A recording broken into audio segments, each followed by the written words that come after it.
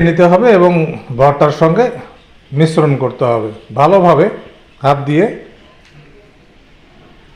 তৈরি হয়ে গেল, প্রায়ই তৈরি হয়ে গেল আলু ভর্তা। আলু ভর্তা জনপ্রিয় একটি খাবার এদেশের। প্রতিদিনই প্রায় প্রতিটি বাড়িতেই তৈরি হয় এই আলু ভর্তা। এবারে টমেটো। এই টমেটোকেও আমরা মাটির চুলাতে, অর্থাৎ খড়ি দিয়ে রান্না করা চুলাতে আমরা আগুনে পুড়িয়ে নিয়েছি। চুলায় পোড়া টমেটোর ভর্তার স্বাদ কিন্তু একেবারেই ভিন্ন রকম হয়।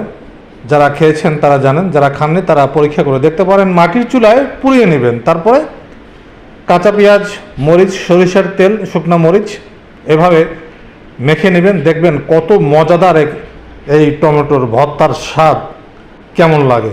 একেবারেই আনকমন হবে, আনকমন। খুবই সুস্বাদু একটি রেসিপি এই টমেটো, চুলায় পোড়ানো টমেটো ভর্তা।